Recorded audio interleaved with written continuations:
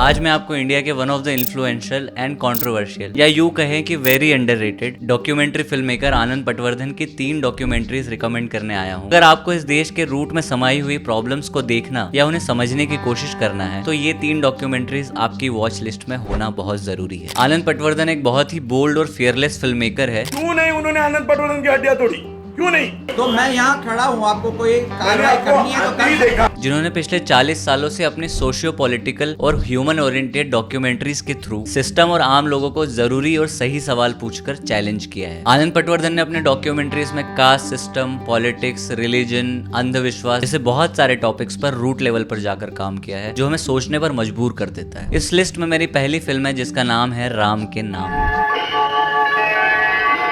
I appeal to you, Ram Jyoti will give you all the inspiration needed for the betterment of the life. All what is needed for betterment of life is only Ram. If there is no Ram, there is no survival. अगर आपको Ayodhya dispute और बाबरी मस्जिद के demolition के background की ground reality के बारे में विस्तार से जानना है तो ये डॉक्यूमेंट्री आपको बिल्कुल मिस नहीं करना चाहिए।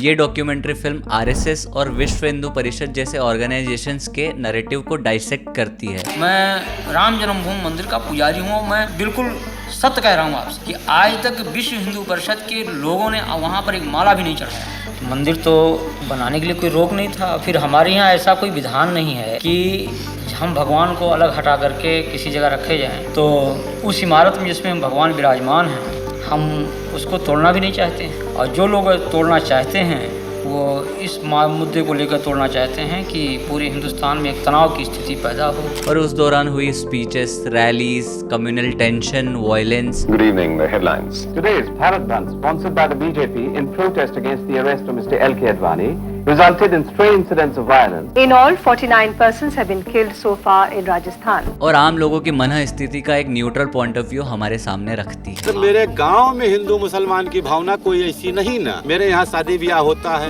वो परसते हैं, हम खाते हैं, हम परसते हैं, वो खाते हैं, मतलब दोनों पार्टियों में। और जब तक यहाँ बाहर के असामाजिक तत्व नहीं आएंगे तब तक यहाँ झगड़ा होने कोई सवाल नहीं ना। जो अयोध्या में जो मंदिर है वो हिंदुओं का है, वो आज से नहीं है, सदियों पुराना है। उसको मुसलमान लोग बाहर तोड़ के बनाया, उसको तो हम मानने को तैयार नहीं है। देखिए दंगा फसाद तो हर हाल में होगा ही, हो तो कोई उसका परवाह नहीं है। दंगा फसाद अगर होगा तो हम भी तैयार हैं। क्योंकि आनंद पटवर्धन एक पत्रकार रहे हैं तो उनकी डॉक्यूमेंट्री स्टाइल हमेशा ऑब्जर्वेशनल होती है जो कि हमें किसी भी घटना या सिचुएशन के बारे में एक ओपिनियन फॉर्म करने की ताकत देती है। राम जी का जन्म कहाँ हुआ था इसके बारे में कोई प्रमाण है? इसके बारे में भी प्रमाण है। जो रामायण में बहुत सारी बातें हैं उसको दस्तावेज भी प्रस्तुत किया गया है। तो राम जी का जन्म कौन सी शताब्दी में हुआ? ये तो पौराणिक बातें हैं, इसको बताना तो हमारे लिए जरा सा असंभव होगा। राम जी का जन्म कहाँ हुआ ये मालूम है, मगर कब हुआ ये नहीं मालूम। नहीं, तिथि के विषय में कोई जानकारी मुझे देना असंभव है। इस डॉक्यूमेंट्री को देखने के बाद मुझे सबसे बुरी बात ये लगी कि इस डॉक्यूमेंट्री में दिखाई गई बहुत सारी चीजें आज भी रेलेवेंट है जो कि किसी भी देश या सोसाइटी के लिए दुखद है। Disappointed to realize that my films are relevant for so long, far longer than they should have been relevant. Ram के नाम डॉक्यूमेंट्री फिल्म को 1992 में बेस्ट इन्वेस्टिगेटिव फिल्म का नेशनल अवार्ड भी मिला। So the second documentary film I want to recommend is father son and holy war, यानी पिता पुत्र और धर्मयुद्ध। धर्मयुद्ध यानी जिहाद, इसका सीधा संबंध मर्दों से है।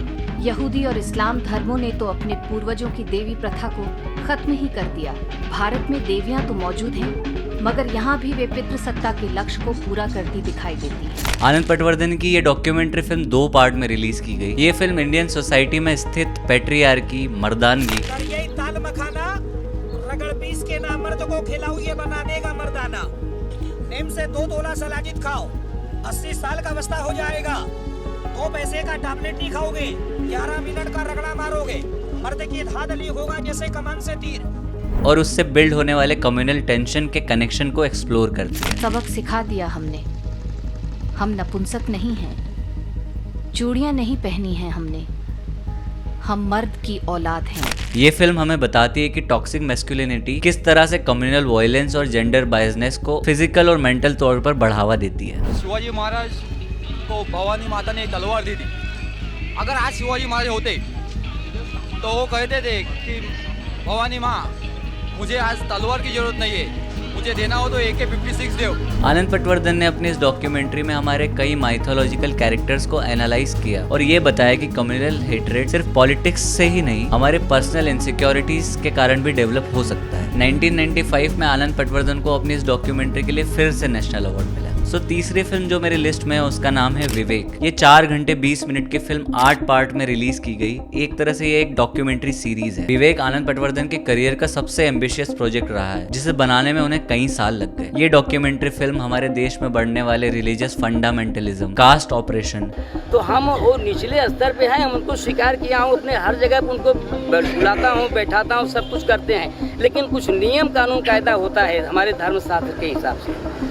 उस नियम कायदे के हिसाब से हम जो है उनको जगह जगह रोक लगा देते हैं। रैशनलिज्म और फासिज्म जैसे बोल्ड सब्जेक्ट्स को हमारे सामने लाइव फैक्ट्स के साथ अनफोल्ड करती है। ये डॉक्यूमेंट्री सीरीज आनंद पटवर्धन की फिल्मोग्राफी का सबसे ब्रूटल और डिस्ट्रक्टिव वर्क है।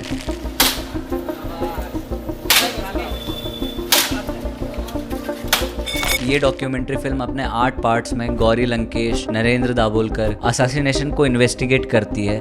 पुणे में मंगलवार सुबह मॉर्निंग वॉक के दौरान बाइक पर सवार 2 बदमाशों ने दाभोलकर की गोली मारकर हत्या कर दी थी।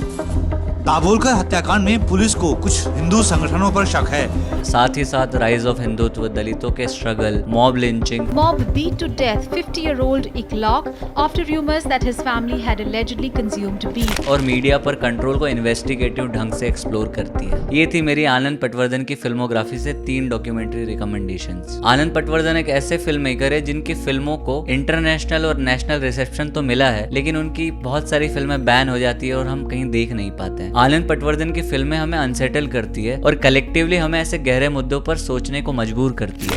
ये शपथ लेते हैं आज के बाद कटल में उतरेंगे नहीं, मरे हुए पशु के निकाल का काम भी करेंगे नहीं। या कहें तो समाज को आईना दिखाती है। आनंद पटवर्धन की सारी फिल्में फैक्ट्स को स्क्रीन पर रखकर रैशनल थॉट्स और पीस को अंडरलाइन करती है। उनकी ज्यादातर फिल्में आपको यूट्यूब या उनकी साइट पर मिल जाएगी। मैं सारी लिंक्स डिस्क्रिप्शन में डाल दूंगा। तो अगर आपको ये वीडियो अच्छा लगा हो या आपने आनंद पटवर्धन की कोई डॉक्यूमेंट्रीज फिल्म्स देखी है तो उन फिल्म्स के बारे में आपके क्या विचार है मुझे कमेंट में लिखकर जरूर बताएं। तो मिलता हूँ मैं आपसे नई वीडियो में, तब तक के लिए।